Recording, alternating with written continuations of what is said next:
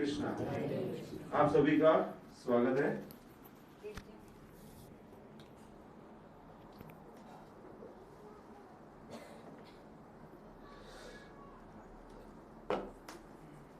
तो last class में हमने पेरेंटिंग का पहला एक सेशन अटेंड किया था। आज हम दूसरा सेशन देखेंगे। तो ये दूसरे सेशन में हम देखेंगे कि बच्चों का जो क्रमिक विकास होता है, तो उसके अंदर 5 साल की उम्र तक, 10 साल की उम्र तक, 15 साल की उम्र तक और 15 से ज़्यादा की उम्र में बच्चे में क्या क्या चेंजेस आते हैं और उसके हिसाब से हमें कैसे उसको रेसिप्रोकेट करना चाहिए और ये सब कैसे शास्त्र के हिसाब से करना है, हम वो देखेंगे। तो यहाँ पे ऐसे बताया कि माता पिता को एक माली की तरह काम करना है। माली क्या करता है, जब पौधे छोटे होते हैं तब से वो बड़े वृक्ष बन जाए तब तक उसका ध्यान रखता है। वो बहुत ही बड़ा काम रहता है, बहुत बड़ी जिम्मेदारी रहती है, लेकिन साथ साथ में अच्छी जिम्मेदारी है, मतलब आपको फुलफिलमेंट भी मिलता है। सही समय पे पानी देना पड़ता है, सही समय पे उसको प्रकाश देना पड़ता है, उसको खाद देनी पड़ती है और उसका ध्यान रखना पड़ता है माली को। तो जैसे वो पौधे बड़े होते हैं तो उसमें अलग अलग चेंजेस आते हैं और उसी समय के हिसाब से उसकी ज़रूरत भी बदलती है और उसके हिसाब से हमें बदलाव करना पड़ता है। तो जो अच्छा माली है वो समय के हिसाब से प्रक्रिया को बदलता है, उसकी रिक्वायरमेंट के हिसाब से अलग अलग चीज़ें देता है। तो उसका क्या है कि जो विकास है वो बेहतर तरीके से हो पाता है। और उसके लिए क्या चाहिए? ज्ञान चाहिए, पता होना चाहिए कि अभी कौन सा फेज चल रहा है, वो पता होना चाहिए, देख रेख रखनी पड़ेगी, ध्यान रखना पड़ेगा और ये सब चीज़ों को सही समय पे लगाना पड़ेगा। तो पेरेंटिंग भी ऐसी एक रिस्पॉन्सिबिलिटी है। जैसे माली को अलग अलग समय पे अलग अलग कार्य करने पड़ते हैं, वैसे जो माता पिता है उनको भी बहुत चीज़ों का ध्यान रखना पड़ता है। नेचुरली जब बच्चे का जन्म होता है तो माता पिता बहुत प्रसन्न होते हैं, घर परिवार के लोग भी बहुत प्रसन्न होते हैं, सेलिब्रेशन होता है, मिठाई बांटी जाती है। लेकिन वो प्यार अगर सही रूप में बच्चे में निवेशित किया जाए, अलग अलग समय पे उसकी जो ज़रूरतें हैं उसको अच्छी तरीके से पूरा किया जाए, तो उसको ज़्यादा बेहतर फायदा मिल सकता है। भक्ति रसामृत सिंधु में बताया जाता है दूसरे अध्याय में कि बचपन के अंदर 4 अवस्थाएं हैं। जैसे कुमार अवस्था है तो 5 की जो उम्र है वो कुमार अवस्था बोले जाते हैं। પછી पौगंड अवस्था बोलते हैं वो 10 साल तक का है। किशोर अवस्था है 15 साल तक का है और युवान अवस्था है उसके बाद है। तो 15 के बाद फिर वो जैसे बोलते हैं बच्चों का हाइट अपना हमारे जितना ही हाइट हो जाता है ऑलमोस्ट, तो भी बड़े हो गए, तो फिर मित्रवत उसके साथ व्यवहार करना चाहिए। आगे देखेंगे तो चाणक्य पंडित भी क्या बोलते हैं कि 5 साल का बच्चा है तो उसको बहुत ज़्यादा प्यार और ध्यान देना चाहिए, क्योंकि डिपेंडेंट रहते बच्चे। और उसके बाद के 10 साल मतलब 6 से लेकर 15 साल की उम्र, उसको डिसिप्लिन में रखना चाहिए, उसको नियम पालन सिखाना चाहिए हमें। और जब 16 साल का बच्चा हो जाए तो उसको सखा मित्रवत, नीति शास्त्र में चाणक्य पंडित ने बताया हुआ है। भगवान कृष्ण के ऊपर श्रील प्रभुपाद ने कृष्ण बुक दिया हुआ है, श्रीमद् भागवतम के ऊपर से ही है, पूरा वो समरी है वो। तो श्रीमद् भागवतम के 10वें स्कंद में बताते हैं 5 लेवल ईगो के बताते प्रभुपाद, कवरिंग्स अलग अलग, तो उसको हम समझेंगे। शरीर के अंदर 5 अलग अलग डिपार्टमेंट्स हैं। कौन कौन से डिपार्टमेंट है? अन्नमय है, प्राणमय है, मनोमय है, विज्ञानमय है और आनंदमय है। क्या है? सबसे पहला अन्नमय, दूसरा प्राणमय, तीसरा मनोमय, फिर विज्ञानमय और फिर आनंदमय। इसको हम एक एक करके समझने का प्रयास करेंगे। सबसे पहला क्या है? अन्नमय है।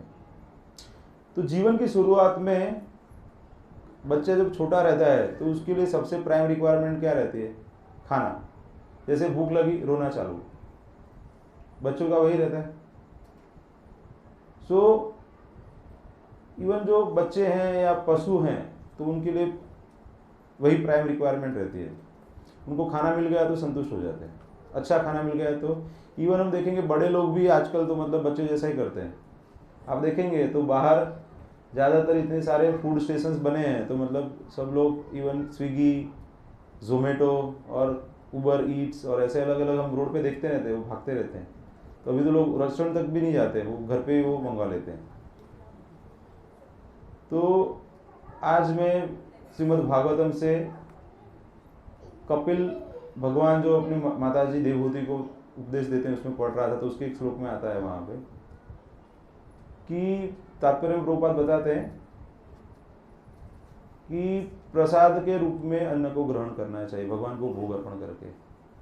तो ज़्यादातर हम क्या करते हैं, हमें जो पसंद है वो हम पकाते हैं, कृष्ण को भोग के रूप में अर्पण करते हैं और प्रसाद के रूप में ग्रहण करते हैं। तो बेसिक है। तो हमें वह स्तर तक आना कि कृष्ण को क्या पसंद है। अभी हमारा क्या चल रहा है, आज फिस्ट में क्या बना है, ऐसा हम ज्यादातर नहीं सोचते कि आज कृष्ण को क्या अच्छा लगता है वो बनाए।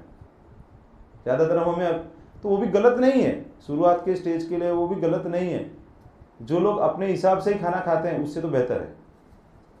तो प्रभुपाद जी बताते हैं कि एटलीस्ट हमारे अंदर वो भावना होनी चाहिए कि हमारे सेंटर्स पे, हमारे मंदिर में आए लोग और हम उनको प्रसाद के रूप में कृपा दें। तो इसलिए प्रभुपाद जी ने 2 प्रोग्राम दिए कि हर एक जगह पे सेंटर्स या मंदिर बनाए हैं और वहाँ पे नियमित रूप से प्रसाद वितरण होता है। तो कैसे तो करके लोग उसमें जुड़ जाएंगे, क्योंकि वो अन्नमय अवस्था वो बेसिक अवस्था है। तो वो बेसिक अवस्था तो हर एक के अंदर रहती ही है, क्योंकि वो बेसिक रिक्वायरमेंट है। तो उसके बाद जो चेतना है वो धीरे धीरे एक्सपांड होती है। तो उसमें क्या होता है कि अपनी जीवन की रक्षा करना, प्राणों की रक्षा करना, उसके ऊपर कॉन्सेंट्रेट होता है। कोई आपको शरीर को नुकसान ना करे उसके लिए आप ध्यान रखते हैं, और अगर सब कुछ ठीक चल रहा है तो प्रसन्न रहते हैं। तो उस स्टेज को क्या बोलते हैं, प्राणमय अवस्था बोलते हैं। सबसे पहला हो गया अन्नमय, दूसरा है प्राणमय। उसके बाद क्या, फिर मन का विकास चालू होता है। तो मानसिक स्तर पे आ जाते हैं कुछ जीवन के जो वैल्यूज हैं, मेंटल स्पेकुलेशन, विचार करना, फिलोसॉफी समझना। तो बच्चा फिर 10-12 साल का हो जाता है तो उस समय में उसको फिर वो फिलोसॉफी और धीरे धीरे समझ में आता है। तो जो 5 साल का बच्चा है, 10 साल का बच्चा है, तो उसको क्या हम सिखाते हैं, फिर पहले भगवद गीता के श्लोक सिखा देते हैं। उसके बाद अभी अनमोल 10 साल का हो गया ना, तो अभी वो उसका अर्थ भी पूछता है। नेचुरल है, क्योंकि वो थोड़ा सा आपका मन का भी विकास होना चालू हो जाता है। तो फिलोसॉफी भी हम सिखा सकते हैं, 10 साल की उम्र के बाद फिलोसॉफी सिखा सकते हैं। If by the evolutionary process of philosophical life happens to reach the platform of intellectual life and understands that he is not this material body, तो विज्ञानमय कब आ जाता है कि जब हम आध्यात्मिक रुझान चालू हो जाता है, मन के लेवल से ज़्यादा आगे बुद्धिक स्तर पे जाते हैं और आध्यात्मिक स्तर पे जाने का प्रयास होता है। तो हमें पता चलता है कि हम शरीर नहीं है और हम आत्मा हैं। अगर ये स्तर पे जाके हम सोचना चालू करते हैं तो फिर वो विज्ञानमय स्टेज पे पहुंच जाते हैं। तो कुछ लोग नहीं पहुंच पाते, ज़्यादातर लोग क्या मनोमय स्तर पे ही जीवन व्यतीत कर देते हैं। और कुछ ऐसे जीव हैं, ऐसे बताया जाता है कि ब्रह्मांड भ्रमिते को ना भाग्यवान जीव, गुरु कृष्ण प्रसादे पाए भक्ति लता भी, भक्ति मिल जाती है। भगवद गीता में भी बताते हैं कि बहुनाम जन्म नामंते ज्ञानवान माम प्रपद्यते वासुदेव सर्वमिति स महात्मा सुदुर्लभ। तो अगर कोई जीवात्मा भगवान के साथ अपना संबंध जोड़ने में सफल हो जाता है और वो कृष्ण भक्ति के अंदर आ जाता है, तो उसको क्या बोलते हैं, आनंदमय स्टेज। तो मेरा ऐसा अनुभव है कि भक्ति में आने के बाद ज़्यादातर जो लोग हैं वो आनंदित रहते हैं। आपने देखा है आपने?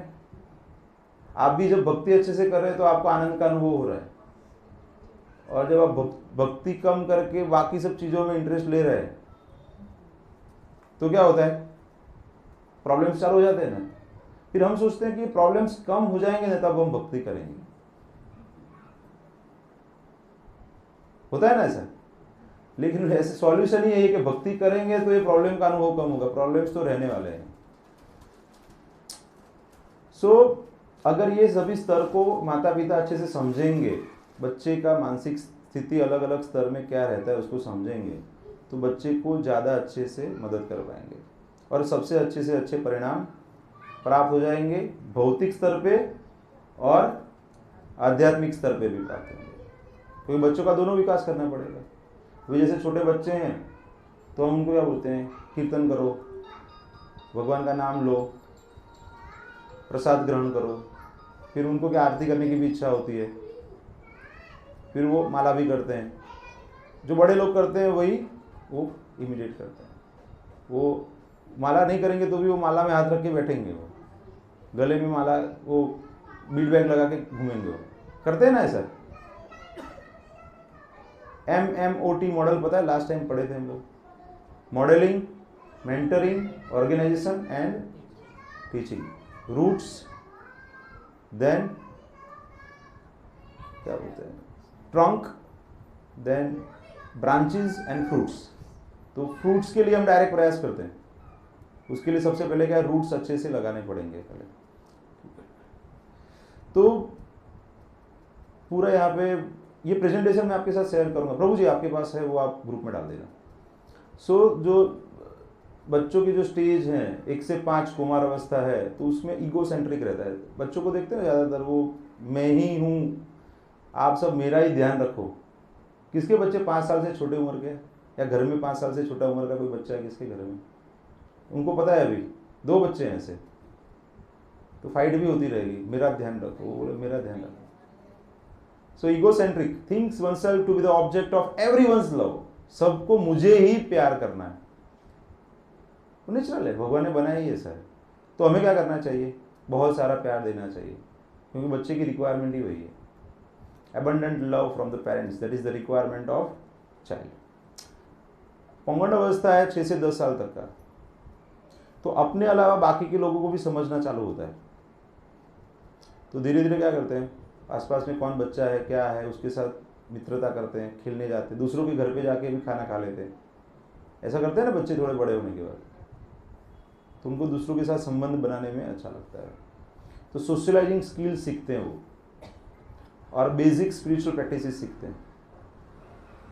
दंडवत प्रणाम करते हैं, थोड़ा सा भगवत गीता के श्लोक है, कीर्तन करना है, करताल बजाना है, मृदंग बजाना है, होम जितना देंगे तो वो सीखते जाएंगे।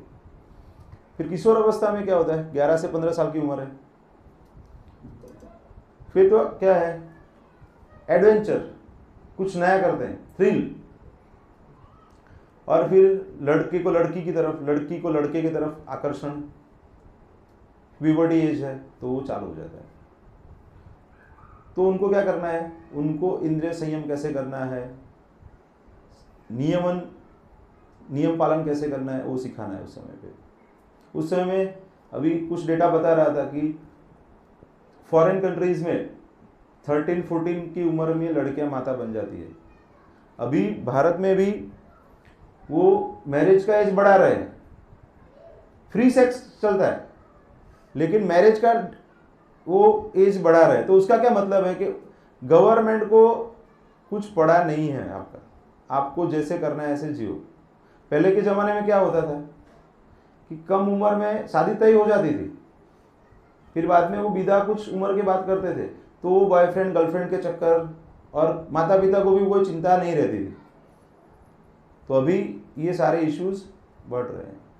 अभी लोग ओपनली बोलते हैं कि we are staying in live in, ऐसे ओपनली बोलते हैं। अभी मैं बीच में अभी लास्ट वीक एक पेशेंट के रिलेटिव को मिला, तो बोला आप तो कुछ अलग लैंग्वेज बोलो, हिंदी में बात कर रही है, पेशेंट तो गुजराती है, मतलब आपका लव मैरिज है? तो बोले अभी ये मेरी ननद है, अभी मेरी शादी नहीं हुई, we are living in living.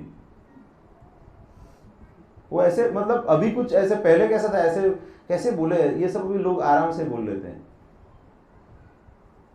यौवन अवस्था 16 साल और उसके ऊपर का, तो ये 11 से 15 को बहुत संभालना पड़ेगा आपको। फिर 16 और उससे ज़्यादा, तो अभी तक जो सीखे हैं वो सब जीवन में कैसे लगाना है उसको वो प्रयास करते हैं बच्चे। तो इसलिए उस समय पे क्या है, आप कुछ चेंज नहीं कर पाएंगे ज़्यादा। आप चेंज करने का प्रयास कर रहे हो, उसका मतलब आप गलत जगह पे गलत प्रयास कर रहे हो। जब करने थे चिड़िया चुग गई खेत, अभी तो हो गया, ठीक है। तो parents should be like friends. उस समय पे क्या करना है, कंधे पे लेवल पे आ गया बच्चा, मतलब कंधे से कंधा मिला लो, अभी आपके हाथ में कुछ नहीं है। अभी शायद हमारे जैसे कोई बाहर वाले का किसी का सुन ले तो ठीक है, आपका नहीं सुनेगा, राइट? अनुभव है आपका, आप खुद भी वो उम्र में से पसार हुए हो कि नहीं? ठीक है। तो कुमार अवस्था जो फॉर्मेटिव ईयर्स है, तो खाना, कंफर्ट चाहिए उनको और प्रेम चाहिए, सबसे ज़्यादा जरूरी वही है। तो माता का दूध सबसे इम्पोर्टेंट है। आजकल क्या, माताएं जॉब करती है तो बच्चे को 4-6 महीने तक दूध पिला पाती है। पहले के ज़माने में 1.5 साल 2 साल तक बच्चे माता का दूध पीते थे, उससे सबसे ज़्यादा पोषण मिलता था, उससे बच्चों की हेल्थ अच्छी बनती थी। प्रभुपाद जी बताते हैं खुद ये चीज़ों में कि 6 महीने तक तो कंपलसरी पिलाना ही चाहिए दूध। प्रभुपाद बता रहे, मतलब बच्चे को दूर नहीं रखना चाहिए माता से। तो माताएं अगर ऐसी कोई डिमांडिंग जॉब कर रही हैं तो बच्चों से दूर हो जाती है, तो उससे ये प्रॉब्लम। इवन गवर्नमेंट भी अभी वो मिशन चलाया हुआ है कि 5 से 6 महीने तक तो माता का दूध मिलना ही चाहिए, क्योंकि उसके अंदर काफ़ी पोषक तत्व होते हैं, इम्यूनिटी बनता है बच्चे का, पूरे लाइफ टाइम उसका फायदा रहता है। और जो भी बड़े बड़े महापुरुष हुए हैं उनके जीवन में उनके माता का बहुत प्रभाव है। शिवाजी महाराज का आप देख सकते। प्रोटेक्शन, बच्चों का संरक्षण करना जरूरी, क्योंकि वो आपके ऊपर निर्भर रहते हैं, और सही बिहेवियर आप अगर उनके साथ करेंगे तो वो भी सही बिहेवियर सीखेंगे आपसे। So modelling is very important. First modelling, क्या क्या देखा जाता है, तो उनको धीरे धीरे फिर सोशल इंटरेस्ट चालू होता है। पहले क्या है, अपने आप में इंटरेस्ट, मम्मी में इंटरेस्ट, मैक्सिमम पापा, घर के लोग, फिर धीरे धीरे आजू बाजू में इंटरेस्ट चालू होता है। चीज़ों के बारे में, लोगों के बारे में वो एक्सप्लोर करना चालू करते हैं, और हाथ पैर हिलाना, एक्सरसाइज करना, कुछ ना कुछ करते रहते हैं, वो हाइपर एक्टिव रहते हैं। क्यूरियोसिटी, नया नया जानने की इच्छा, चीज़ों को, वस्तुओं को, जगह को वो ढूंढेंगे, देखेंगे क्या है इसमें, उसी तरह वो सीखते हैं। वो सीखने की प्रक्रिया है उनकी, तो उसको रोकना नहीं चाहिए, उसको सही डायरेक्शन में लगाना चाहिए। और जब जरूरत रहती है तो वो लोगों से मदद मांगते हैं। हमें कुछ ऐसा हो जाता है कि पूछ सकते हैं कि नहीं, वो किसी को भी पूछ सकते हैं बच्चे। और धीरे धीरे लोगों के साथ कैसे मिलना है, कैसे आगे जाना है, वो उनको पता चलता है। और ज़्यादातर क्या करते हैं, रोते हैं, कुछ हेल्प चाहिए तो, अटेंशन चाहिए तो क्या करते हैं छोटे बच्चे, उनको ऐसा है कि ये विसल लगाएंगे तो सब लोग तुरंत सेवा में। मेले में गए और वहाँ पे क्या, बच्चा मम्मी पापा से तो ऐसे बोलेगा नहीं कि मैं, वो रोना चालू कर देगा तो लोग का अटेंशन जाएगा, लोग पूछेंगे बेटा क्या है क्या है। मैं हमेशा, इसलिए जब मेरा बच्चा छोटा था तो मैं मेरा अपना एक विजिटिंग कार्ड उसके पॉकेट में हमेशा रख देता था। तो उसको बोलता था रोने का नहीं, कार्ड दिखा देने का, वो फ़ोन कर लेंगे मुझे।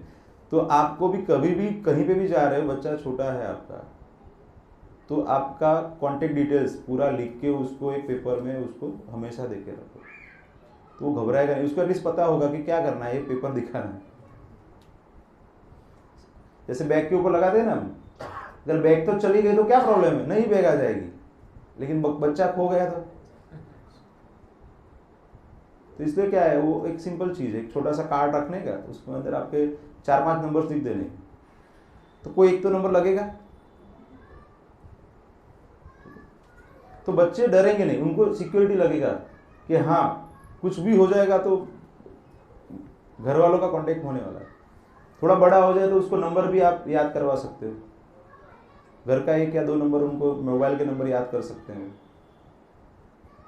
कर सकते हैं। How your child reacts will depend on how you deal with the situation. कोई सिचुएशन है, अभी जैसे छिपकली आ गई, अभी मम्मी डर जाती है तो उसको भी लगेगा इससे डरना चाहिए। कॉकरोच आएगा, उसकी मम्मी डर जाती है तो बच्चा भी समझेगा कि हाँ इससे तो डरना चाहिए। कुत्ता आएगा और मम्मी डर जाएगी, पापा डर जाएंगे, तो बच्चे को लगेगा कुत्ते से डरना चाहिए। तो जो आप करेंगे वो कैसा करेगा। तो सांप आएगा तो आपको भी डरना चाहिए, उसको भी पता होना चाहिए, लेकिन ये सब चीजों में आपको नहीं डरना चाहिए, नहीं तो वो डरपोक ही बनेगा। तो आप में से कितने लोग मानते हैं कि बच्चों को डरपोक बनाना नहीं है? बच्चे को डरपोक कितने लोगों को नहीं बनाना है? हाँ, तो आपको भी नहीं डरना है, समझे? इजी है ना। आप डरेंगे तो वो भी डरेगा। अभी भी मैं अपने बच्चे के साथ, मेरी वाइफ के साथ कहीं बाहर जाता हूँ ना, तो कुत्ते को देखते तो कोमल और अनमोल इधर उधर मेरे पीछे ऐसे जगह बनाते रहते। मतलब क्या करने वाला है, कुत्ता कुछ नहीं करता है। शेर आ गया तो डरना चाहिए। ये शेर घूमते नहीं है ना ऐसे। आप क्या सिखा सकते हो? भगवान को प्रणाम करना सिखा सकते हैं उनको। कोई बड़े बुजुर्ग हैं, भक्त हैं, तो उनको प्रणाम करना सिखा सकते हैं।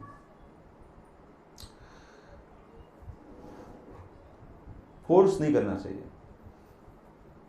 ज्यादातर हम वही करते हैं, मैं भी करता हूं कई बार, ऐसा नहीं मैं यहां पे बैठ के बोल रहा हूं, वो हमारा स्वभाव है ना। लेकिन मैं आपके सामने यह इसीलिए बोल रहा हूं कि मैं भी सुनूं, और जब मैं सुनता हूं तो फिर मुझे ध्यान में आता है कि हाँ ये थोड़ा सा अभी कम करना है। सो ऐसा नहीं है कि what I am speaking I am doing 100%, but at least I am trying to follow 90%। अगर आप 90% कर रहे हैं तो अच्छी बात है, नहीं कर रहे हैं तो 90% 100% की तरफ अग्रसर हो सकते हैं। आपका व्यू पॉइंट चेंज हो जाएगा। प्रभुपाद की बातें सुनते पढ़ते हैं ना, जस्ट रीडिंग वन बुक, उसमें कुछ भक्त बता रहे हैं, तमाल कृष्ण महाराज और कोई और एक भक्त हैं, तो प्रभुपाद उनको कुछ श्लोक कुछ पूछते हैं, तो उनको कुछ श्लोक उनको रेफरेंस नहीं आता है, तो दोनों एक दूसरे की तरफ देख रहे हैं। तो प्रभुपाद बोलते हैं कि ये मेरे पुस्तक वितरण करने के लिए नहीं, पढ़ने और याद करने के लिए भी है। तो मैं भी पढ़ता हूं अपने पुस्तक। फिर बहुत इंपॉर्टेंट बात प्रभुपाद बताते हैं, ये इसलिए इंपॉर्टेंट है कि मैं पढ़ता हूं क्योंकि सुबह के घंटों में कृष्ण मेरे साथ बैठते हैं और कृष्ण मुझे लिखवाते हैं ये सब चीजें। तो whatever given in the Bhagavad Gita और भागवतम और other books by Prabhupada, this is directly given by lord Krishna. इसीलिए प्रभुपाद इतने अथॉरिटी से हमें बता रहे हैं, क्योंकि कृष्ण ने दिया हुआ है। तो कलयुग के जीव जिस तरीके से समझ पाएंगे वो कृष्ण को ही पता है, कोई एक सामान्य गुरु को नहीं पता हो सकता। प्रभुपाद सामान्य गुरु नहीं है। प्रभुपाद क्या है? विशेष शक्ति प्रदत्त गुरु है। प्रभुपाद जी एक विशेष स्थान है इस्कॉन में। इस्कॉन की बात क्या करेंगे, पूरे वर्ल्ड में अभी उनका एक बहुत बड़ा स्थान है, और इसलिए है क्योंकि वो उनके ऊपर भगवान की ऐसी कृपा थी, भगवान के ऐसे पार्षद हैं प्रभुपाद, कि कृष्ण स्वयं आके उनसे लिखवाते थे कि आप ऐसा लिखो। जैसे वैसे आपको बोलूं कि आप ये लिखो और आप लिखो, वैसे ही कृष्ण उनके पास में बैठ के, तब वो जो भक्त थे और तमल कृष्ण महाराज थे, तो वो समझे कि प्रभुपाद की पुस्तक क्यों पढ़ने, क्योंकि वो कृष्ण ने दिए हुए, प्रभुपाद ने दिए हुए ऐसा नहीं है सिर्फ। It is not just by some simple human being with material brain, Krishna ने स्वयं दिया हुआ है। इसलिए जब हम प्रभुपाद की पुस्तक पढ़ते हैं तो हमारे अंदर वो पावर आता है, तभी हम वो कॉन्फिडेंस से उस चीज को जीवन में ला सकते हैं। तो प्रभुपाद क्या बताते हैं? Not to force, show the stick, never use it. छड़ी दिखाओ लेकिन यूज नहीं करना है। जैसे आध्यात्मिक कुछ फंक्शंस हैं, सत्संग है, जैसे जन्माष्टमी है, अलग अलग त्योहार आते हैं, तो उस समय पे बच्चों को फेस्टिवल्स के अंदर भी इन्वॉल्व करना चाहिए। तो देखेंगे वो उसमें काफ़ी सीखते हैं बच्चे। जैसे अपना गुरुकुल चलता है, भक्ति वेदांत स्कूल चलता है विजय कृष्ण प्रभु के संरक्षण में, तो वहाँ पे क्या होता है, जब फंक्शन होता है तो बच्चे सब मंदिर में आ जाते हैं, क्योंकि मंदिर से नज़दीक है उनका स्कूल, तो वहाँ पे सब सीखते हैं, सेवा करते हैं, अलग अलग चीज़ें सीखते हैं। तो बचपन से जब बच्चे ये सब चीज़ें सीखते हैं तो जब बड़े होंगे तो उनको ये सब सिखाना नहीं पड़ेगा और आइसोलेशन में नहीं रहेगा। 4-5 साल की उम्र में वो बहुत ही एक्टिव हो जाते बच्चे, उनको कूदना, दौड़ना, खेलना, ये सब चीज़ें बहुत पसंद होती है। एक जगह पे बैठ नहीं पाते, ऐसे हैं प्रभु जी बोलते हैं ना, गौरांगी नहीं बैठती, अनमोल भी नहीं बैठता है। तो प्रभुपाद जी बताते हैं कि जो इंटेलिजेंट है ना, वो उसको मस्ती करना आता है। तो अगर आपका बच्चा मस्तीखोर है, उसका मतलब क्या है, वो इंटेलिजेंट है। तो चिंता मत करो आप, उसकी इंटेलिजेंस को सही जगह पे लगाने के लिए आप प्रयास कर सकते हैं। The parents can therefore find creative and innovative ways to engage them in Krishna conscious games. जैसे एक प्रवचन में मैंने सुना था कि ऐसे प्रोग्राम है, तो प्रोग्राम के अंदर थोड़ा कुछ माताजी पहले भी आ जाते हैं सेवा के लिए, तो कोई छोटी बच्ची आई थी, तो जो सीनियर माताजी है उसने वो छोटी बच्ची 2-3 साल की रहेगी, तो उसको बोला कि ये पूरे रूम में ढूंढो कितनी जगह पे कृष्ण है। तो भाई वो एक कृष्ण 1, कृष्ण 2, कृष्ण 3 सब जगह पे पिक्चर में है, इधर है उधर है, सब जगह पे। तो आपको थोड़ी अपनी दिमाग लगाना पड़ेगा कि बच्चों को कैसे लगाना है, उसकी जो एनर्जी है उसको सही रूप से निवेशित करना है। सो जो खेलना है उनका फिजिकल डेवलपमेंट तो होता ही है, साथ साथ में उनका कोऑपरेशन। कोई ऐसे गेम है जिसमें ज़्यादा लोग खेल रहे, तो एक दूसरे के साथ कैसे कोऑपरेट करना है, सोशलाइज कैसे करना है, सेक्रीफाइस। कई बार हमारा नंबर नहीं भी लगेगा, किसी का नंबर पहले भी आ जाएगा, पहले बॉलिंग भी करनी पड़ सकती है, बैटिंग हर बार पहले तो नहीं मिलेगी। तो वो सब चीज़ें भी बच्चे सीखते हैं। स्टोरी टेलिंग अभी हमारे घर पे हर रोज होता है। अभी वो 10-11 साल का हो गया, फिर भी वो स्टोरी सुनता है वो, क्योंकि स्टोरीज में से बच्चे बहुत सुनते हैं। अभी आज हमारा एक पेशेंट है जिसके रिलेटिव्स, मतलब वो टर्मिनल इल है अभी, तो उनको मैंने अजामिल की स्टोरी बताई रिलेटिव को। अभी वो भागवतम उनके आगे पढ़ने वाले हैं, तो जब वो रिसेप्टिव रहते हैं ना, आप जो भी बताएंगे ना वो करते हैं, समझ रहे हैं आप। तो बच्चे सुनने के लिए बहुत तैयार रहते हैं, उनको अच्छा लगता है स्टोरीज। तो उस समय पे आपके हाथ में है कि उसको कैसी स्टोरी। फिर 15 साल का होने के बाद आप, अरे मम्मी तू रवा देने, मैंने जवा दे, मारे पार्टी में जवान से फरवा जवान से पिज्जा पार्टी है। जब छोटा बच्चा है तो आपको बोल दे, अरे तू मैंने काम करवा दे, ऐसा होता है ना। ज़्यादातर पेरेंट्स यही करते हैं ना, कंप्लेन करते हैं कि नहीं, माताएं करती है कि नहीं, बहुत काम बाकी है। सो आर्ट ऑफ टीचिंग करके एक पुस्तक है भूरिजन प्रभु का, वहां पे बताते हैं कि ज्यादातर लोगों को जो फिलोसॉफी है उसके लिए इतना टेस्ट नहीं रहता है, लेकिन सभी को स्टोरी अच्छी लगती है। मैं पूरा क्लास लूंगा ना, तो उसमें से कुछ स्टोरी बताई रहेगी ना, वो आपको याद रहेगी, लेकिन फिलोसॉफी के जो श्लोक बताए रहेंगे ना, कोई किसी को याद नहीं रहता है। इंप्रेस हो जाते हैं, हाँ प्रभु जी को अच्छा श्लोक आता है, लेकिन याद रहता है किसी को। लेकिन स्टोरी तो बच्चों को भी ऐसा ही है, स्टोरी बतानी है आपको। इसलिए स्टोरी बताने के लिए क्या करना पड़ेगा, पढ़ना पड़ेगा ना। कौन बोला पढ़ना पड़ेगा? हाँ, तो पढ़ना पड़ेगा। तो कितने लोग प्रभुपाद की पुस्तक हर रोज पढ़ रहे हैं? अच्छा, कितने लोग नहीं पढ़ रहे हैं? हाँ, तो अभी पढ़ना है आपको। आपका होमवर्क क्या है? कृष्ण बुक है ना, कृष्ण बुक, वो पढ़ना है आपको। उसके अंदर भगवान की अलग अलग स्टोरीज है, तो उससे आप बच्चों को अलग अलग भगवान की लीलाएं बता सकते हैं। 4थे अध्याय में 9वें श्लोक में आता है कि जन्म कर्म च मे दिव्यम एवं यो वेत्ति तत्वतः त्यक्ता देहम पुनर्जन्म नैति मामेति सोर्जुना। मेरे जन्म और कर्म दिव्य है, वो जो तत्व से जानता है उसे दूसरा जन्म नहीं लेना पड़ता है। तो इसलिए हमें भगवान के जो कर्म है वो दिव्य है, जो उनकी लीला है उनको सुनेंगे, बच्चों को बताएंगे, तो बार बार बार बार बार बार वही सुन के वो दिव्य प्राप्त करेंगे। जैसे ध्रुव महाराज की स्टोरी है, प्रहलाद महाराज की स्टोरी है, और रामायण महाभारत श्रीमद् भागवतम, उसमें और काफ़ी स्टोरीज है, पढ़ सकते हैं बच्चों के साथ। आप जब बच्चों को शिस्त पालन में रखते हैं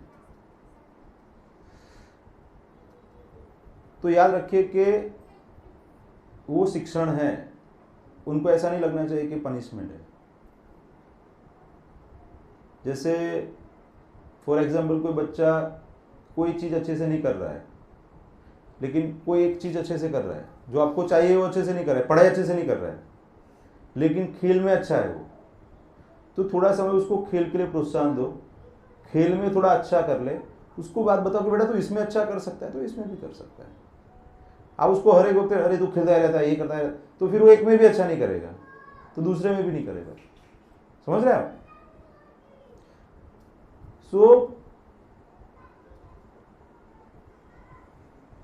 आपको बताना पड़ेगा, अगर कुछ गलत कर रहा है तो आपको बताना पड़ेगा बेटा ये सही नहीं है। बार बार बताएंगे तो उसको समझ में आ जाएगा कि ये सही नहीं।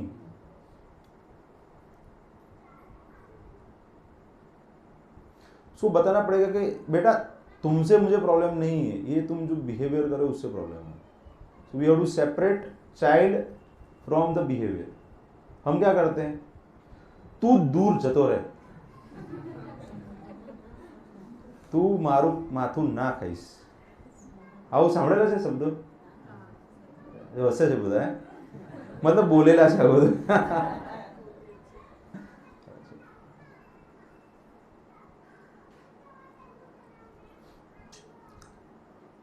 अभी मैं 2 हफ्तों से हैबिट्स के ऊपर क्लासेस दे रहा हूँ समन्वय हॉस्पिटल में। तो 2 क्लास हुए, तो ये किसी को बुलाना नहीं पड़ा, रेगुलर आ रहा है, क्योंकि सबको अच्छा लगता है हैबिट्स के बारे में, क्योंकि सबको हैबिट्स चेंज करनी है। फ्यूचर में कभी लेंगे हैबिट्स के बारे में भी।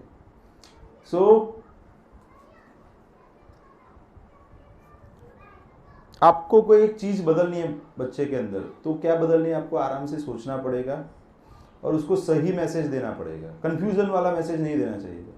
हमको प्रॉब्लम कुछ है, पेट में दर्द हो रहा है और सर को दबा रहे हैं हम यहाँ पे, ऐसा होता है ना कई बार, छोड़ दो बस। अरे पर उसको प्रॉब्लम क्या है तो बताओ, बैठा के बताओ, उसको समझ जाएगा वो। तो ये सब चीज़ें क्या है कि ये सब सीखने के बाद मैंने अप्लाई किया ना, तो लगता है बहुत ईजी है, इतना डिफिकल्ट नहीं है। और बच्चे को भी समझ में आ जाएगा कि सामने वाला बंदा इंटेलिजेंट है तो भी आपको परेशान नहीं करेगा। फिर उसको लगेगा ये कंफ्यूज है तो हमको ज़्यादा कंफ्यूज कर देगा। फिर माताएं बोलती है तमने ना खबर पड़े, તમે આખો દિવસ ઘરે રહો तो खबर पड़े, ऐसा बोलती है ना माताएं। ऐसा कुछ होता नहीं है। मेरी वाइफ काफ़ी 2-3 दिन भी बाहर रहती है तो 2-3 दिन भी मेरे साथ अच्छा ही रहता है। क्यों? क्योंकि उसको पता है कि इसके साथ यही सिस्टम में रहना पड़ेगा, वो आराम से रहता है। तो आपके साथ भी रह सकता है क्योंकि आपने पहले से सिस्टम को बिगाड़ के रखा है। तो इसीलिए जब बच्चा छोटा है तभी से सिस्टम सही बना के रखना चाहिए आपको। इसीलिए हम पहले से बता रहे हैं आपको। फिर 6 से 10 साल का पौगंड अवस्था है, तो अच्छी आदतें जैसे जल्दी सोना, जल्दी उठना, पूजा करना, भगवान को आरती करना, बड़े बुजुर्ग का आदर देना, नम्र रहना, कृतज्ञ होना, तो ये सारी चीज़ें हम उनको सिखा सकते हैं। क्लीनलीनेस, रूपा जी बताते हैं कि cleanliness is essential for making advancement in spiritual life. जैसे मंदिर को देखते हैं तो इस्कॉन टेम्पल जाते हैं ना, तो बाकी काफ़ी मंदिर में हमको कुछ छोटा मोटा गड़बड़ दिख सकता है, लेकिन प्रभुपाद जी ने क्या मेक श्योर किया है कि मंदिर एकदम से। एक बार रात को प्रभुपाद जी कुछ उठे तो भक्तों ने देखा तो प्रभुपाद जी बर्तन क्लीन कर रहे थे। तो भक्त बोले प्रभुपाद जी सब लोग थक गए थे तो सोचा कि सुबह में कर लेंगे ऐसे। प्रभुपाद जी ने बोला कि नहीं, cleaning is very important. Prabhupada ji खुद करके दिखाया, तो cleaning is very important. So cleaningness is essential for making advancement in spiritual life. अगर बाहरी क्लीनिंग नहीं रहे तो अंदर क्लीनिंग कैसे होगा? चेतो दर्पण मार्जनम करने के लिए पहले बाहर का तो मार्जन करना पड़ेगा हमें। So there are 2 kinds of cleanliness, external and internal. External cleanliness means taking bath, But the internal cleanliness, one has to think about Krishna always and chant Hare Krishna, Krishna Krishna, Hare Hare, Hare Ram, Ram Ram, Hare Hare. तो उससे क्या होगा, काफी जन्मों की जो धूल इकट्ठा की हुई है वो सब निकल जाएगी. तो अनुशासन सिखाना पड़ेगा, रेगुलेशन सिखाना पड़ेगा, आपके क्या बाउंड्रीज है, क्या कर सकते हो क्या नहीं कर सकते हो बताना पड़ेगा. आजू बाजू की दुनिया में आप कितना एक्सपोजर ले सकते हो, कितना नहीं जा सकते हो वो बताना पड़ेगा. ट्रैफिक रूल्स, स्कूल के रूल्स, पार्क के रूल्स, सभी जगह पे क्या रूल्स है उनको सिखा सकते हैं. कई बार वो गलती करके भी सीखते हैं. जैसे लेट गए तो स्कूल में फिर एंट्री नहीं मिलता, वापस आना पड़ता है. कुछ रहता है 5 या 10 मिनट तक वो अलाउ करते हैं, उसके बाद वो क्या बोलते हैं, you have to go back, आपको घर वापस आना. तो दूसरे दिन फिर क्या बच्चा समझ आएगा, स्कूल अटेंड करना है तो टाइम पे उठना पड़ेगा.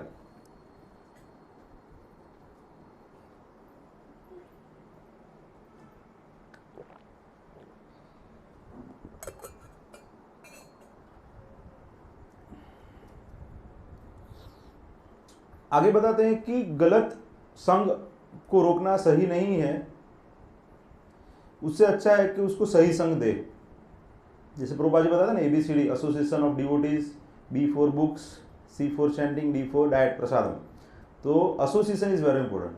तो आपको कैसे बच्चे को आध्यात्मिक जो तीर्थ स्थान है उसका, मंदिर का, भक्तों का संग देना चाहिए. चैतन्य चरितामृत में बताते हैं कि साधु संग, नाम कीर्तन, भागवत श्रवण, मथुरावास, श्री मूर्तिर श्रद्धया सेवन. ये 5 चीजों का बताया. साधु संग, नाम कीर्तन, भागवत श्रवण, मथुरावास यानी कि तीर्थ स्थान का वास करना, और श्री मूर्ति का श्रद्धा पूर्वक सेवा करना. तो ये चैतन्य चरितामृत में मध्य लीला में बताया हुआ है. घर पे सपोर्टिव और आनंद वाला वातावरण होना चाहिए. कितने लोगों के घर में टीवी है, हाथ ऊपर करो. अच्छा, कितने लोगों के घर में टीवी नहीं है? तो आप तो लघुमती में हो, आपकी सरकार नहीं बनेगी. कितने लोगों को लगता है कि टीवी के बिना जी नहीं सकते? हाथ ऊपर करो. ऐसा, हाँ बस वही पूछना था, बस आपको आंसर मिल गया है. तो अगर आपको यही जन्म में भगवत धाम जाना है तो टीवी का एसोसिएशन आपको बंद करना पड़ेगा.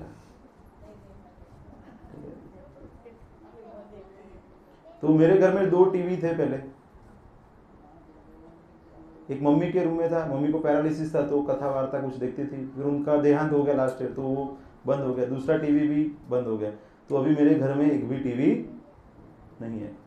तो टीवी में प्रॉब्लम क्या होता है कि बच्चे वही सीखते हैं जो टीवी में आता है. हम बोलते हैं किसी को मिलता नहीं है, ये सब कहां से सीखा?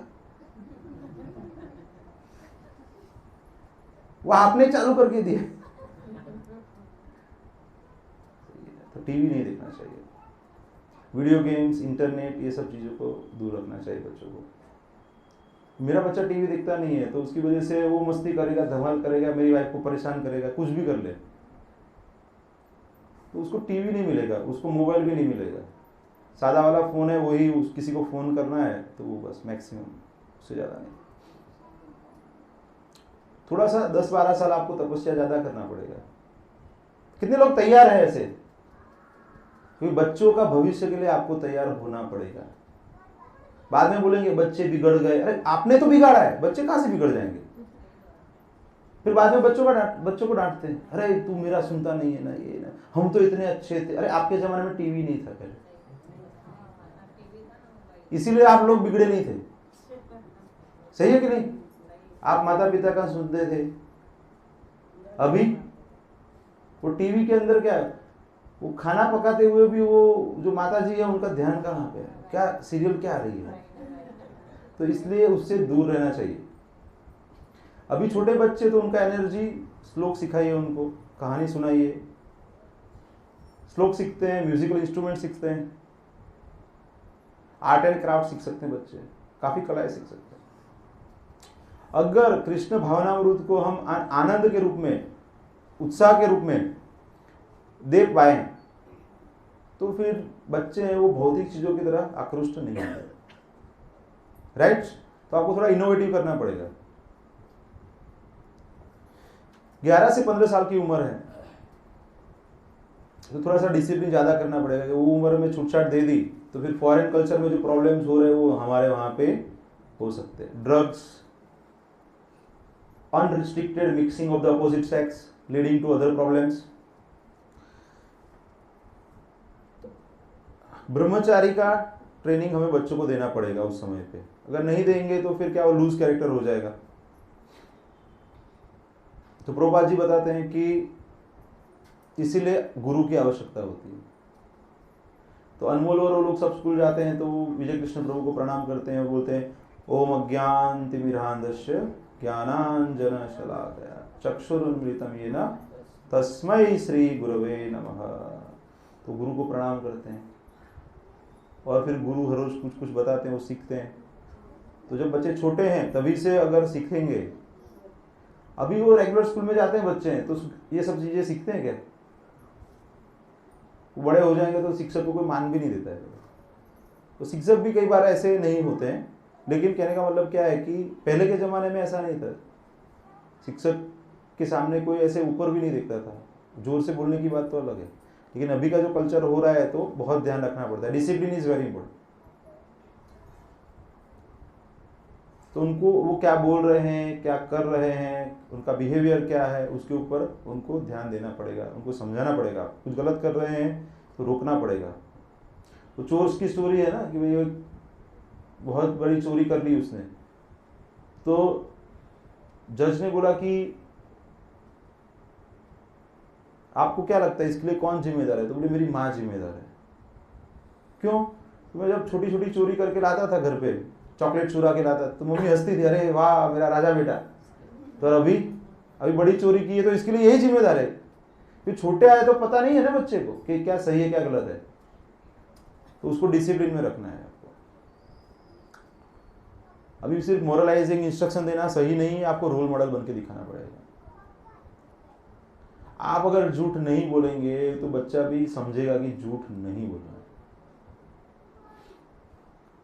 आप अगर सुबह जल्दी उठते हैं, आप रात को जल्दी सोते हैं, आप मोबाइल या टीवी में समय नहीं देते हैं, तो बच्चा भी वो देख के सीखेगा कि हाँ बाकी के लोग कुछ भी करें ठीक है, लेकिन माता पिता नहीं कर रहे हैं मतलब वो लोग ठीक है, माता पिता सही कर रहे हैं ना तो मुझे भी वही करना है। बाजू वाला घर में नॉनवेज खा रहा है या पार्टी कर रहा है, उससे उसको कुछ फर्क नहीं करेगा। एज फार एज आप अगर वो अच्छे से कर रहे हैं तो वो आपका फॉलो करेगा। प्रभुपाद जी बताते हैं कि you should chant, they will chant. तो कितने लोग माला बढ़ाई है? अभी लास्ट टाइम कुछ बात हुई थी, कमिटमेंट दिया था किसी, कितना चल रहा है प्रभु आपका? अरे बढ़िया है। आपका कैसे चल रहा है? 20 चल रहा है, सब आगे निकल रहा है। फिर 2 दिन से मैं कर रहा हूँ, चिंता मत करो, साथ में हूँ मैं। मेरा भी लक्ष्य है कि 32 माला तक पहुँचना है। अभी भगवान की कृपा से समय मिल जाता है तो जितना हो जाए उतना करना चाहिए। 16 तो क्या है कि वो ड्यूटी है हमारा, 16 के ऊपर करते वो प्रेम है। 16 माला तो क्या है, दीक्षा लिया है तो वो क्या है, ड्यूटी है। और 16 से ऊपर जितना करेंगे वो प्रेम है। तो भगवान को बाय ड्यूटी तो करना ही है, लेकिन प्रेम से करेंगे उतना अच्छा है। वही क्रेडिट है, वही क्रेडिट दिखेगा हमें। सो बच्चों के लिए जल्दी उठना और मंगला आरती करना वही इनफ पॉस्टेरिटी है, प्रभुपाद जी ऐसे बताते हैं। उससे ज्यादा उनके पास एक्सपेक्ट नहीं करना चाहिए ये उम्र में।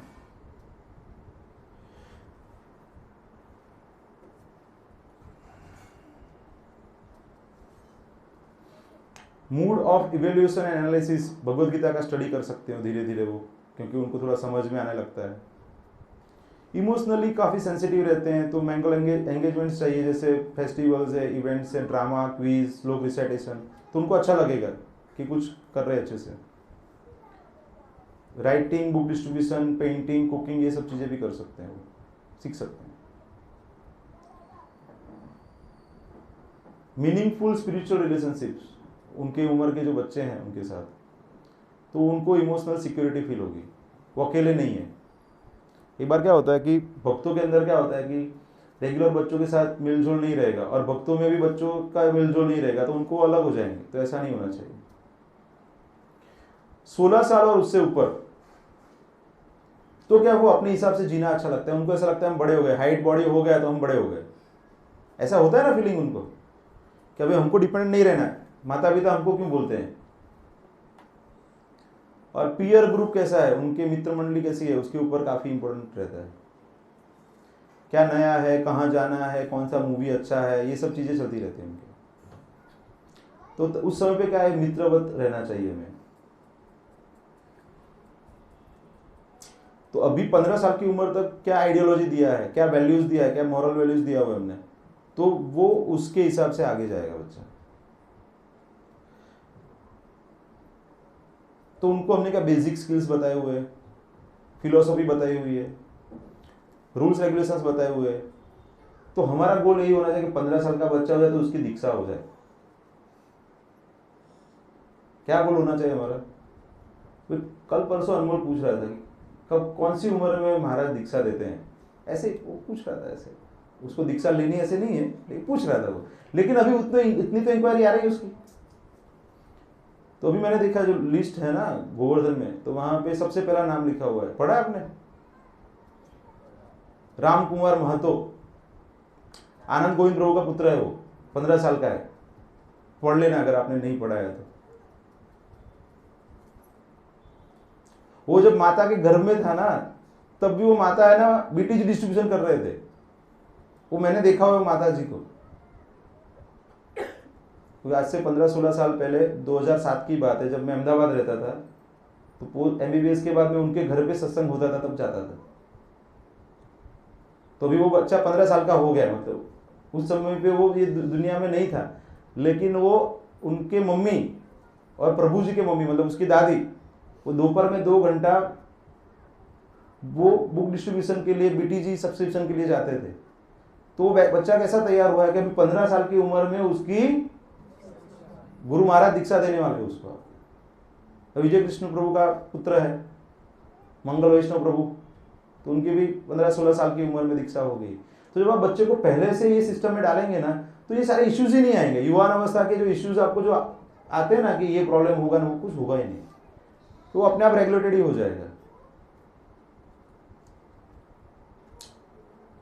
और अगर हम कुछ जबरदस्ती कर रहे हैं तो फिर क्या वो विरोध करेगा, तो इसलिए वो नहीं करना है।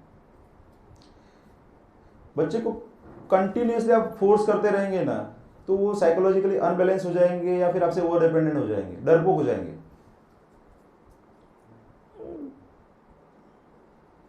ऐसा नहीं है कि 16 साल हो गए तो वो बड़े लोग के जैसे हो गए, पेरेंट्स टीचर्स जैसे हो गए। उनको बताना भी पड़ेगा, लेकिन हर एक छोटी छोटी बात में नहीं बताना है। उनका जो ईगो है उसको ध्यान में रख के उस तरीके से बताना है कि उसका ईगो हर्ट भी ना हो और वो मैसेज भी मिल जाए उसको। तो वो फिर आपको आर्ट सीखनी पड़ेगी। तो वो आर्ट प्रभुपाद की पुस्तकों में दी हुई है। प्रभुपाद की पुस्तक पढ़ेंगे तो प्रभुपाद का एक जो क्या बोलते हैं, पुस्तक का नाम याद नहीं आ रहा है, लेकिन उसके अंदर हर एक विषय के ऊपर प्रभुपाद जी ने क्या बताया हुआ है वो अलग अलग दिया हुआ है। जैसे चैंटिंग के ऊपर क्या है, फिर बुक डिस्ट्रीब्यूशन के बारे में क्या है, बच्चों की परवरिश के बारे में क्या है, तो ऐसे अलग अलग चीज़ों के बारे में बताया।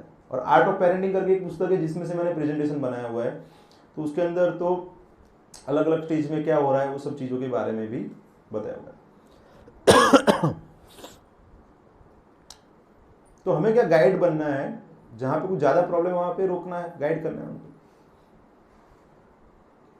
मुख्य चीज क्या है, कृष्ण है, कृष्ण को सेंटर में रखना है। तो अभी से हमारा लक्ष्य, अगर बच्चे का डिग्री, बड़ा बैंक बैलेंस या फिर कुछ ऐसी चीजें कि जो हमने प्राप्त नहीं की है लेकिन वो हमारा बच्चा करे, अगर वो रहेगा तो डायरेक्शन चेंज हो जाएगा। तो इसलिए हमारा डायरेक्शन क्या होना चाहिए, कृष्ण को केंद्र में रख के बाकी सब चीजों को लगाना है, तो बाकी का भी हो जाएगा।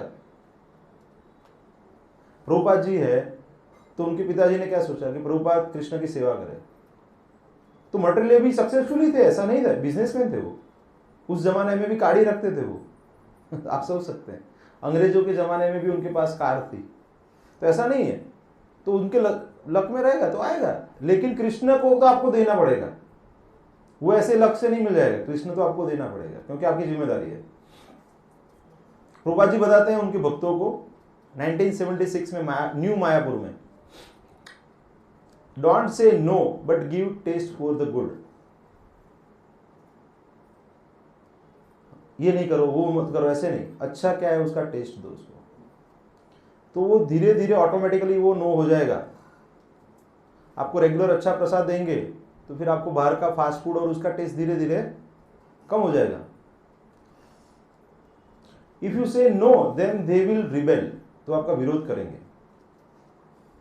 लेकिन अगर उन्होंने कृष्ण भक्ति में प्रगति करना चालू कर दिया तो ऑटोमेटिक वो सब चीजों को नो कर देंगे, ना बोल देंगे वो।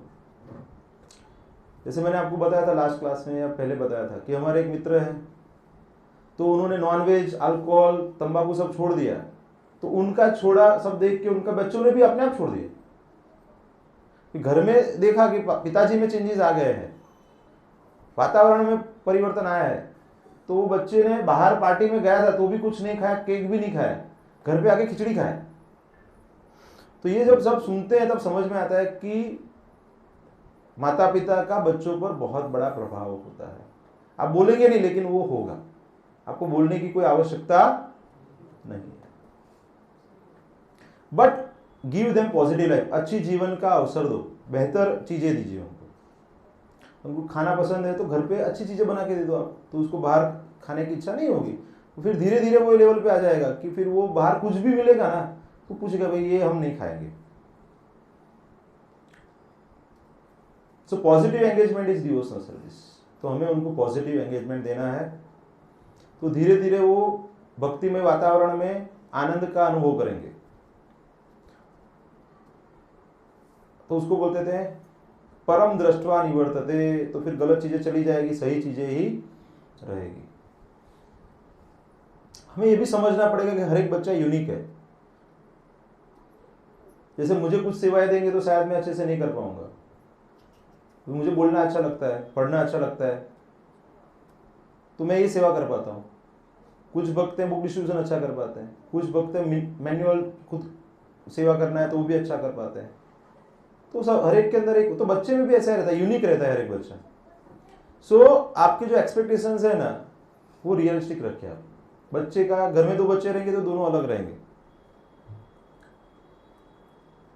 हर एक उम्र में बच्चों को आपका अनकंडीशनल लव एंड सपोर्ट चाहिए। अहेतुकी बोलते हैं ना, अहेतुकी प्रेम चाहिए आपका और सपोर्ट। તું છે ને જે બધા હોમવર્ક કરી દઈશ ને તો જ મમ્મી તને છે ને ગુડ બોય કહેશે, એટલે પેલો બીજો કરશે, પણ ક્યાં સુધી ગુડ બોય બનશે? થોડો મોટો થશે પછી સમજણ પડી જશે કે આ તો કંડિશનલ છે, તો એવું નહીં ચાલે। पहले से बच्चों को आपको हेल्प करना पड़ेगा। जब 16 साल के हो जाएंगे तो धीरे धीरे वो अपने आप कृष्ण भक्ति में अग्रसर हो जाएंगे और आपको ज़्यादा आनंद होगा, क्योंकि आप 32 की उम्र में भी वहाँ पे नहीं पहुँचे, वो 16 की उम्र में पहुँच जाएंगे, तब आपको बहुत ज़्यादा आनंद होगा।